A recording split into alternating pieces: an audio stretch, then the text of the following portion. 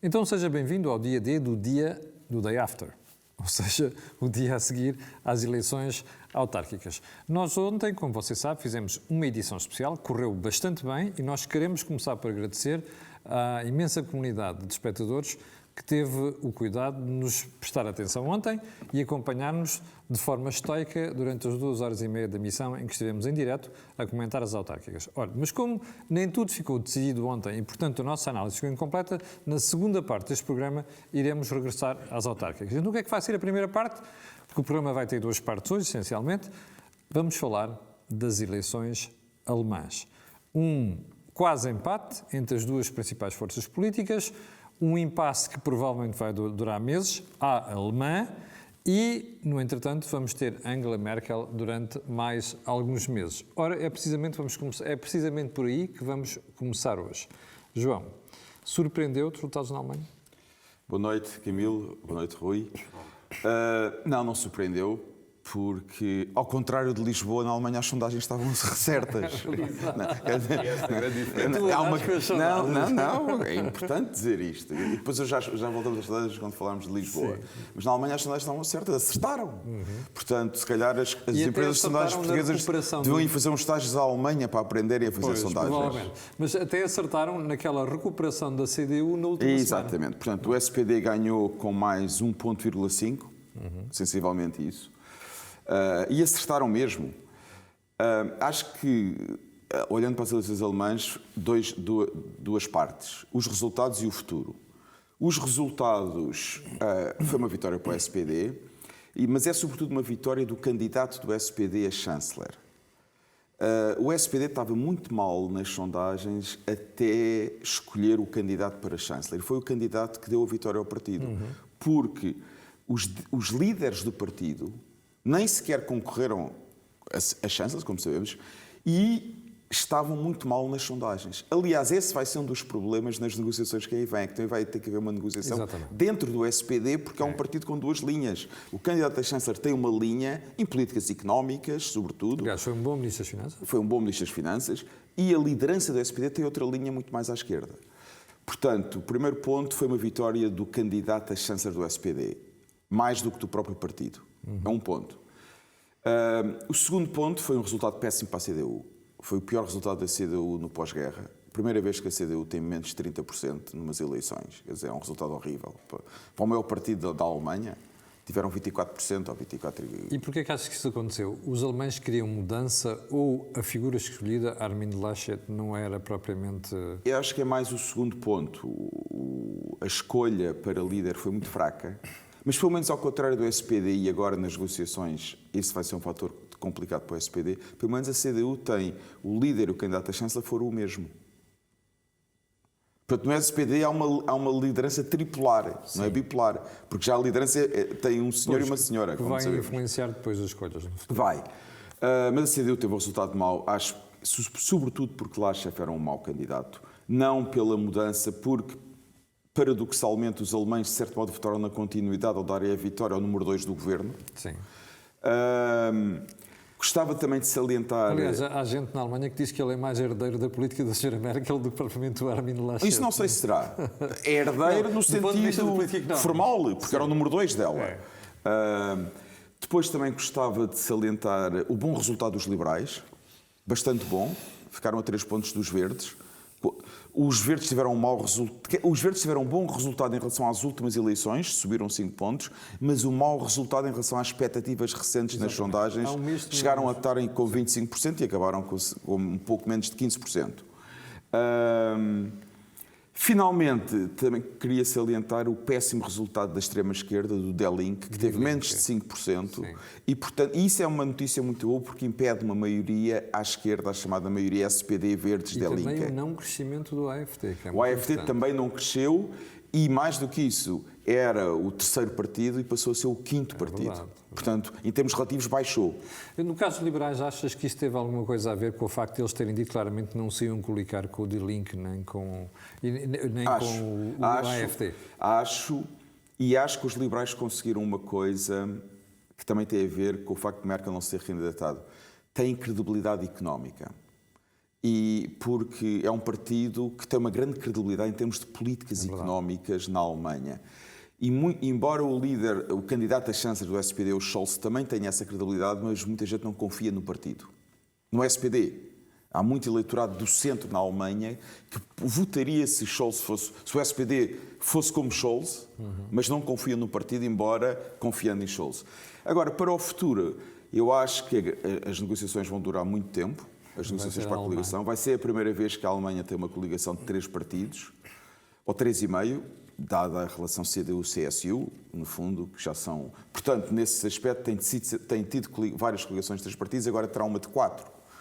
Se considerarmos a CSU um partido diferente da CDU, de certo modo mas também não é, concorrem sempre juntos. Mas só um ponto em relação ao futuro que eu gostaria de sublinhar. Os liberais e os verdes foram muito inteligentes, porque já disseram que vão negociar entre eles. E na Alemanha, ao contrário de outros países europeus, o Presidente da República não tem que dar nenhum mandato formal a ninguém, ao vencedor das eleições, para fazer negociações. Os partidos vão começar a negociar, o Presidente da República não dá mandatos. E os liberais e os verdes conseguirem arranjar uma plataforma de entendimento entre os dois, vão pôr pressão quer na CDU, quer no SPD, até porque a soma dos dois é superior aos votos do SPD. Ou seja, não vai ser propriamente o junior partner da coligação. Eles vão fazer primeiro uma coligação entre os dois. Determinante. Rui, Alemanha, surpreendeu? Não. Como disse o João, as sondagens tinham indicado isto. Se tivéssemos tido um resultado muito diferente destes, é que teria sido a surpresa. Sim, o Scholz de alguma maneira posicionou-se e apresentou-se como herdeiro de Angela Merkel. Não é uma grande herança. Angela Merkel presidiu ao declínio da CDU desde as eleições de 2017, em que baixou, e depois já tinha baixado em relação a 2013, nunca conseguiu livrar-se das grandes coligações, apenas num período curto entre 2009 e 2013. De resto, desde 2005, o seu tempo foi o tempo das grandes coligações, foi o tempo em que demorou, em que foi sempre preciso meses para arranjar governos. Em 2017 foram 6 meses, de setembro até março. Pode ser agora, mais uma vez, estas eleições deixaram em aberto uma quantidade de países para definir coligações, uma vez que os alemães brincam com as cores dos partidos para coligações Quénia, Jamaica, Alemanha, há uma Alemanha também, etc. Semáforo, há uma série delas. Portanto, isso ficou em aberto. Sim, não é necessário sequer, e pode acontecer, o SPD fazer parte de uma coligação, uma vez que os verdes, os liberais e a CDU têm meios para chegar a uma maioria absoluta no Bundestag. Agora, isto quer dizer que aquilo que vai continuar é a fraqueza dos governos, do tipo de governação de Angela Merkel, que curiosamente agora na parte final parecia bastante popular como uma espécie de rainha da Inglaterra, e ela de facto no governo já era uma espécie de rainha da Inglaterra neste sentido. A governação era uma governação situacionista, não foi uma governação que tivesse feito reformas como guerra. O último governo que conseguiu fazer reformas na Alemanha foi o de Gerhard Schröder, o governo social-democrata do princípio do século XXI, de há 20 anos, que fez as grandes reformas laborais. Isso pode ter sido uma indicação que talvez a Angela Merkel depois não precisasse ter feito isso, isto é, aproveitou também esse... Repare que no princípio do século XXI a Alemanha era uma espécie de homem doente da Europa, com crescimento baixo, com perspectivas bastante modestas. Isso mudou e em grande medida o que Gerhard Schröder, o chanceler social-democrata, fez em termos de mudanças das leis do trabalho é geralmente considerado decisivo, e Angela Merkel geriu isso, é verdade, só teve uma maioria mais, enfim, com os liberais entre 2009 e 2013 e depois passou por uma série de crises, 2008, a crise também dos refugiados que ela própria também criou e a partir de um determinado momento entrou em declínio e agora as perspectivas da Alemanha voltam a ser menos boas e voltam a ser menos boas quando muito provavelmente irá ter outra vez um governo incapaz de, a partir do Bundestag, a partir do Parlamento, lançar grandes reformas. O que quer dizer que, e isto importa em geral para todos os outros europeus, pressupondo-se a importância da Alemanha em termos da União Europeia, que é muito provável que haja governos, uma governação fraca na Alemanha, pode haver também um governo fraco mais fraco em França, se Macron sendo reeleito no ano que vem tiver tiver mais dificuldade em ser eleito e em recuperar aquele brilho que teve. Queria sentar-me na Alemanha porque Angela Merkel deixa um legado numa das áreas, pelo menos, que é preocupante, que é a questão da energia. Porque ela foi a primeira a recuar quando houve o desastre de Fukushima, que acabou com a energia nuclear na Alemanha, e o pior é que a Alemanha está dependente do gás. E o gás vem de onde? Do gasoduto Transsiberiano. Sim, isso aí... Ou seja, esta política energética da Alemanha, muito dependente daquele gás que vem da Rússia, é um problema.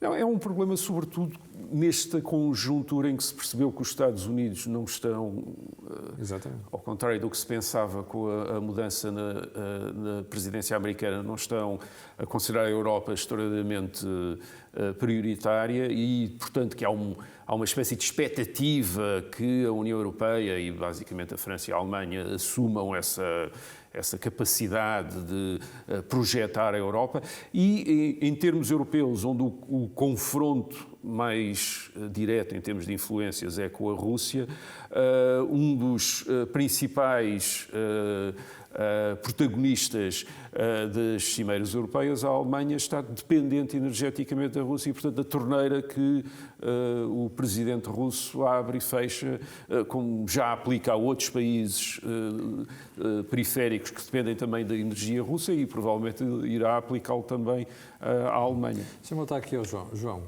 e se um dia destes a Rússia fecha a torneira como fechou a Ucrânia? A Alemanha tem um problema energético. Bom, a Rússia não fechará completamente a torneira à Alemanha porque a Rússia também tem que vender.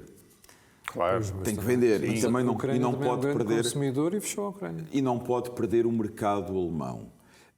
Agora, é claro que é uma dependência perigosa e é uma dependência problemática e, sobretudo, eu acho que foi um dos maiores erros de Angela Merkel como chanceler foi a questão da energia nuclear.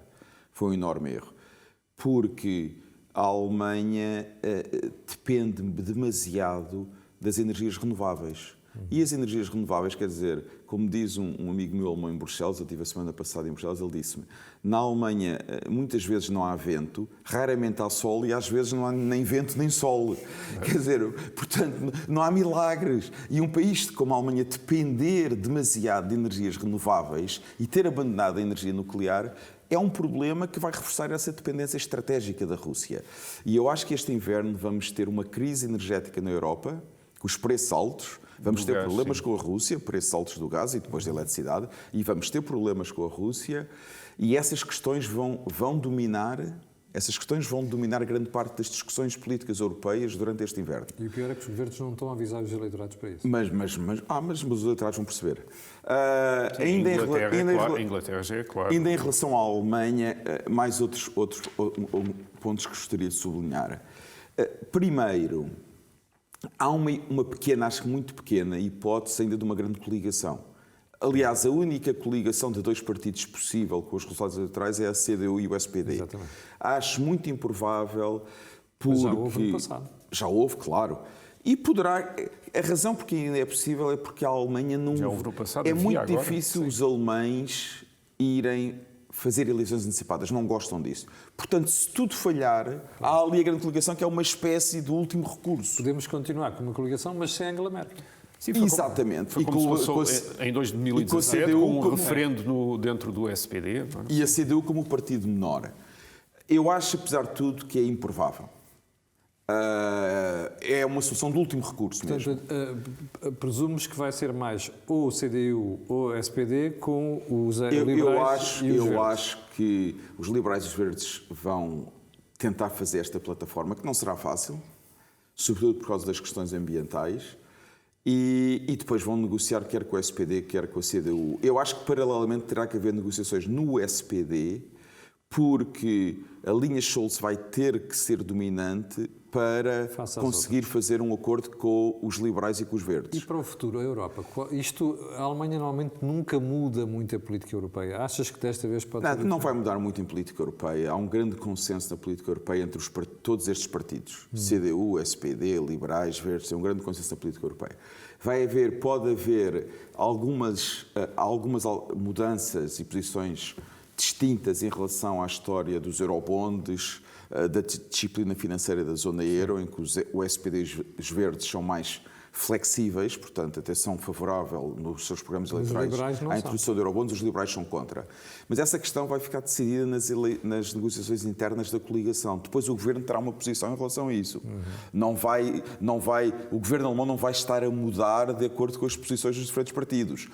As posições essa questão vai ser negociada entre os partidos nas negociações para um novo governo. E depois é a posição do governo alemão. Só mais um ponto. Acho que aqui a questão central vai ser a questão climática e o modo como os liberais e os verdes vão articular a questão do combate às alterações climáticas com a questão do crescimento económico. Isso é muito importante. E eu queria salientar um ponto que passou despercebido a muita gente. Nas várias sondagens que existiram, uma das perguntas que fizeram ao eleitorado alemão foi perguntaram qual era uma das questões principais na campanha e eles disseram as alterações climáticas. Mas depois havia uma pergunta que era a seguinte: como é que reage se as políticas ambientais afetarem a sua vida pessoal em termos financeiros? E a maioria é contra. Ou seja, não quer, e defendem as alterações climáticas, mas não querem que as políticas ambientais afetem a sua vida financeira. Sim, o coração está de um lado e a carteira está no outro. Rui, em relação à Europa e o futuro, prevês que há uma alteração significativa? Não, eu creio que precisamente por causa desta necessidade de negociações na Alemanha, não vamos ter um governo que depois surpreenda. Isto é, não vai haver na Alemanha uma liderança política capaz de grandes iniciativas ou iniciativas inesperadas. Vai depender muito de acompanhar a França, isto é, talvez a França, sim, o presidente francês, se Macron for reeleito, tenha conveniência em fazer, aliás, até já a partir de agora,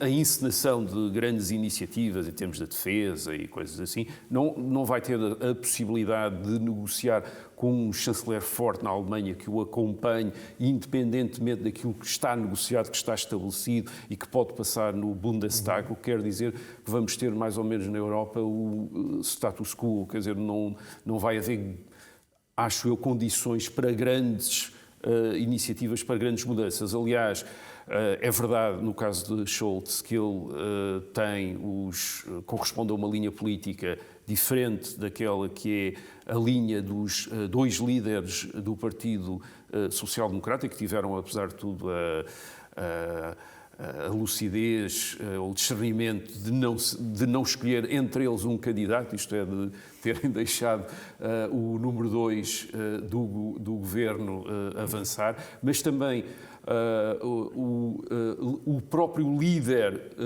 e que foi candidato a chanceler da CDU também enfrenta uma grande resistência na CDU. Ele ganhou as eleições na CDU quase o partido dividindo-se ao meio, com o outro candidato que era o líder da CSU da Baviera, que muitos até consideraram que poderia ter tido um melhor resultado do que ele. Portanto, também não é alguém que esteja completamente com o partido atrás de si, também vai ter de negociar. Portanto, além desta multiplicação de partidos no Bundestag, que já vem de 2013, 2017, e que se confirma, a alternativa para a Alemanha desceu um pouco, mas ficou, isto é, continua com 2 dígitos. Os liberais regressaram depois de terem desaparecido em 2013 e motivados, os verdes também passaram a ter 2 6 dígitos, ou aquele que desceu foi o Die Linke, que desceu para 4%, com um voto provavelmente útil no SPD, mas que não chegou para o SPD recuperar também os resultados que tinha ido antes. Eles recuperaram, o SPD recuperou do pior resultado também que tinha tido em 2017, tinha ficado com 20%. Portanto, isto quer dizer que a necessidade de negociar e depois a necessidade para fazer passar quaisquer iniciativas políticas, a necessidade de voltar a negociar para isso é muito grande. Bom, nós estamos já com 20 minutos de programa. Okay, vamos ter que dar um salto. João, olha o tempo. Eu sei, mas só para quem nos está a ouvir entender a confusão e a importância de negociações dentro do SPD, o que se passa no SPD, imaginem o PS, imagina que a liderança do PS era uma liderança bipolar entre Pedro Nuno Santos e Marta Temido, e Sérgio Sousa Pinto tinha sido candidato às eleições e tinha ganho. É isto que se passa no SPD. É isto que se passa no SPD. Temos de avançar para a política nacional e também para o rescaldo das eleições autárquicas. Ontem, à hora que nós fechámos o programa, não havia decisão em Lisboa, não havia praticamente ainda decisão em Loures e, sobretudo, não se tinha percebido a dimensão da derrota do Partido Comunista Português e do Bloco de Esquerda. É por aí que queres começar, João? Eu quero começar, sobretudo, por Lisboa e faço agora 2 pontos muito rápidos sobre Lisboa. Primeiro ponto das eleições de Lisboa, e isto é verdadeiramente daqueles momentos em que é bom ver a democracia a funcionar. O regime político em Lisboa criou uma mentira. Criou uma mentira em que todos acreditavam. Mas era uma mentira. E os lisboetas demonstraram que se acreditavam numa mentira. Porque toda a gente acreditava que a vitória de Medina, a começar incluindo o próprio, era um dado adquirido. A grande dúvida era se ele teria maioria absoluta ou não, mas ele ia ganhar. E os veículos desta mentira foram as empresas de sondagens. Portanto, criou-se uma mentira e que toda a gente acreditou nessa mentira. Mas os lisboetas mostraram que não é por todos acreditarem numa mentira que a mentira se torna verdade. E expuseram a mentira que se criou em Lisboa durante meses.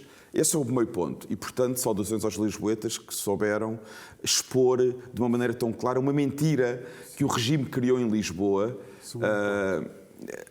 com o apoio das empresas de sondagens e dos meios de comunicação social, sobretudo das televisões, diga-se de passagem. Segundo ponto. Acho que, em relação a Lisboa, Carlos Moedas tem um grande mérito. A vitória é dele. Fez uma campanha numa situação muito complicada em que muitas pessoas, mesmo no seu espaço político, incluindo no seu partido, não o apoiaram com grande entusiasmo e até eram muito relutantes no início em relação à candidatura dele. Partiu de uma posição muito complicada, atrás de Fernando Medina, e Carlos Moedas mostrou uma coisa, que em política não há vencedores antecipados. E que se souber fazer uma boa campanha pode-se ganhar mesmo quando a situação inicial é difícil. E mostrou outra coisa que acho que é uma lição para o líder do seu próprio partido, Rui Rio, que em política não se pode ficar à espera que quem esteja no poder perca. É preciso saber ganhar. E foi isso que Carlos Moedas fez, soube ganhar. Não esperou por 2025. Soube ganhar. É isso. Ganhou. Não é? Rui, em relação às autárquicas, Moedas acabou por ganhar. Ganhou. Essa é a grande história. Estas autárquicas tiveram uma história. Esta história é a história de Lisboa. E essa história indica o desaire do Partido Socialista em condições muito favoráveis, em princípio, ao Partido Socialista.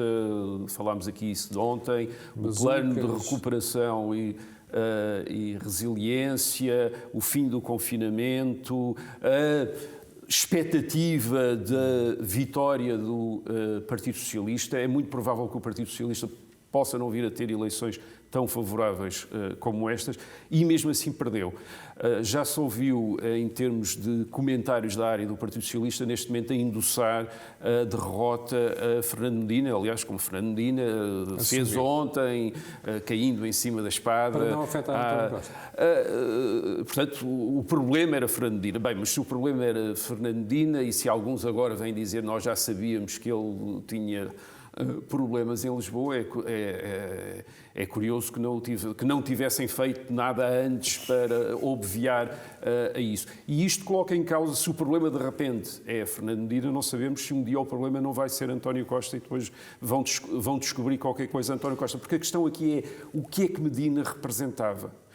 Se Medina se representava só a si próprio ou se Medina representava do Partido Socialista algo que as pessoas não gostam e que se está a descobrir agora contra as sondagens, contra a opinião dominante nos meios de comunicação, que as pessoas não gostam. Esta surpresa, que agora aparentemente já não é surpresa para alguns, se de repente não começará a haver também dentro do Partido Socialista dúvidas em relação a António Costa. Será que as pessoas gostam tanto dele como se diz, como as sondagens e como os comentadores dizem que gostam? E os resultados do PCP e do Bloco de Esquerda?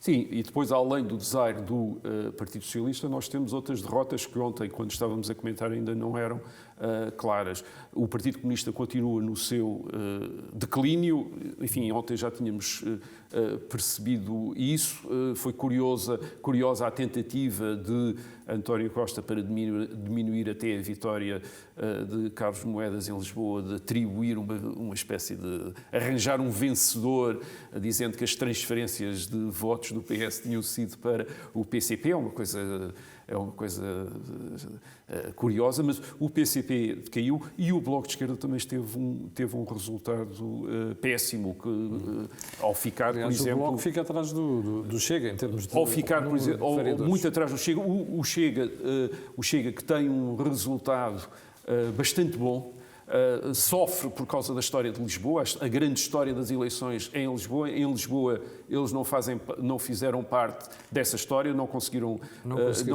nada de interessante. No resto do país passaram um teste que o Bloco de Esquerda nunca conseguiu passar, tem muito mais vereadores que alguma vez o Bloco de Esquerda em 20 anos conseguiu arranjar, portanto por esse lado ficaram recompostos.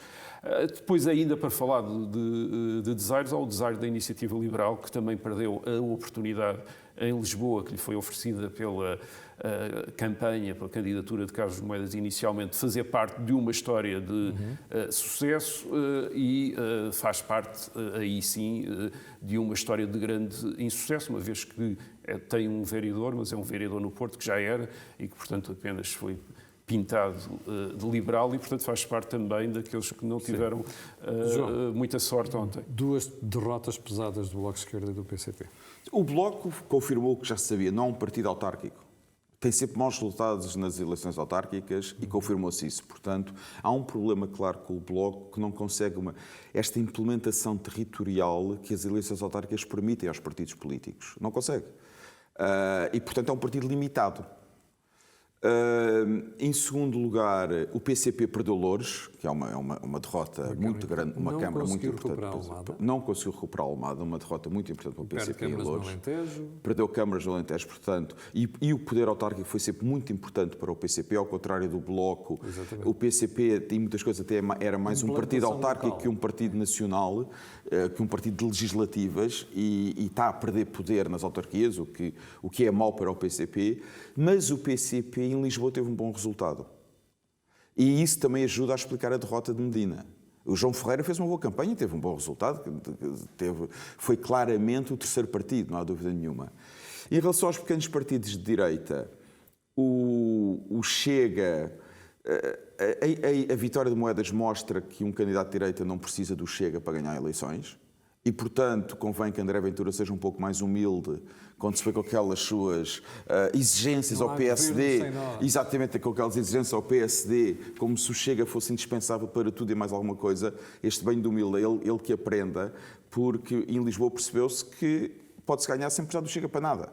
Portanto, ele que seja mais modesto nas suas ambições e nas suas exigências. A Iniciativa Liberal, que é uma grande derrota, sobretudo em Lisboa.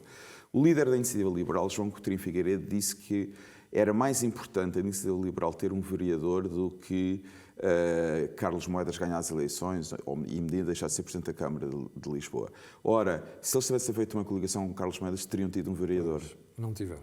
Assim não tiveram. Bom, só também uma coisa, e obviamente a vitória de Carlos Moedas, uma vitória pessoal, é também a prova de que é possível fazer a oposição e ganharam um poder instalado, isto é, confrontar esse poder e não apenas tentar aproximações e chegar ao poder através de acordos ou através de abordagens a quem está no poder. Portanto, foi também importante a vitória de Carlos Moedas em Lisboa por isso. Nós estamos com o Dia D. O Dia D, como sabem, é um programa criado para analisar o país à direita e vamos diretamente para a terceira parte do programa, que são as notas finais. João, notas finais. Queres voltar às sondagens? Não, as sondagens contribuíram para uma grande mentira. Quer dizer, Aliás, nós temos dois exemplos que vão aparecer aqui. É muito simples. Numa empresa a sério, um alto executivo que errasse como as empresas de sondagens perdia o emprego. Era despedido. Porque não se pode errar desta maneira. E não se pode errar de uma maneira tão grande, com números enormes, e os telespectadores vão ver as imagens que temos no fim do programa, e as imagens vão passar. De dois jornais diferentes. De dois jornais diferentes. Não se pode errar de uma maneira tão grande.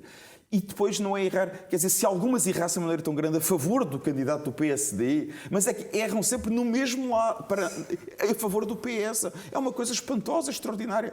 Portanto, as empresas de sondagem são consistentes no erro. Não só erram muito, mas erram sempre da mesma maneira. E achas que isto tem uma explicação? Rui, achas que tem explicação? Não, empresas de sondagens e órgãos de comunicação social que publicam essas sondagens. Exatamente. Isto não é só as empresas de Sim, sondagens. sim. As empresas de sondagens até são os dois lados da mesma moeda. Podiam fazer o que quisessem os próprios órgãos de comunicação social. Que, para além daquilo que se pode detectar através das sondagens, fazem jornalismo, ou imaginamos que façam jornalismo, e através da reportagem, através do contacto, podiam perceber que aquilo que estão a publicar não fazia sentido. E aparentemente não percebem e dão o destaque. Exatamente. E fizeram análise em cima daquelas coisas. Portanto, não é apenas as empresas de sondagem, é todo um regime de comunicação que está baseado e que esteve baseado até agora, e provavelmente continua baseado nisso, num engrandecimento do poder. Desde 2015 que temos isso. Isto é, uma grande disponibilidade, uma grande ansiedade de agradar ao poder que está e de agradecer o poder que está. Uma pergunta final para os dois. Vocês acham que isto vai provocar alterações no PST? Ou seja, os críticos de Rui Rio vão se encolher ou nós vamos continuar a ter a desafio à liderança? Depende das lições que se quiserem tirar. Isto é, se quiser tirar de Lisboa a ideia de que é possível fazer uma campanha bem-sucedida em confronto com o poder socialista, esta lição é uma lição que vai contra tudo aquilo que o Rui Rio anda a explicar há 3 anos. Isto é, que só tornando o PSD próximo do PS seria, e esperando que um dia António Costa se vá embora, é que é possível aceder ao poder. Não é necessário esperar que aqueles que lá estão se vão embora, como se provou em Lisboa, e também não é necessário esperar que haja uma espécie de legitimação do sucessor através de contactos com quem lá está. A mesma pergunta para ti para fecharmos o programa. É muito simples. O que Moedas fez foi, basicamente, em Lisboa, recuperar o espírito inicial PPD-AD. Aliás, é uma verdadeira AD, com o CDS e com o PPM. Portanto, isto foi uma campanha AD original, APPD, que é confrontar o PS, sem cair em extremismos, mas confrontar claramente o PS, fazer uma bipolarização da campanha eleitoral e assim ganhar a eleição. Rui Rio nem abandonou de longe o PPD, aliás, ele diz que nunca pertenceu ao PPD, mas nem sequer é PSD. Com o Rui Rio tem sido um PSB. Mas tu achas que não é um PSD. Portanto, esta é a grande lição. Não, esta é como? Os opositores, Rui Rio, vão avançar? Não faço a mínima ideia. Não faço a mínima ideia porque eu não sei o que é que vai na cabeça dos potenciais opositores de Rui Rio. Mas há uma coisa que estas eleições demonstram. Mais uma vez eu volto àquele ponto. Se quiserem avançar, avançam, mas também Rui Rio vai se recandidatar. Portanto, quem quiser derrotar Rui Rio tem que fazer uma campanha a sério e tem que lutar pela vitória. Isso é muito importante. A exigência política de fazer uma campanha a lutar pela vitória é fundamental. Quem quiser enfrentar Rui Rio, nós partimos do princípio que não é apenas para substituir Rui Rio, ou que a ideia não era apenas substituir Rui Rio depois de uma grande derrota. Não, é a convicção que se pode ter ainda melhores resultados substituindo Rui Rio. E para isso vai ter de fazer o que Carlos Moedas fez em Lisboa, isto é, ter de enfrentar quem está e quem tem a vantagem de estar, mas com melhores ideias e um melhor protagonista, é possível ganhar. Muito bem. Bom, chegamos ao final do Dia D de hoje, que é o rescaldo das eleições autárquicas.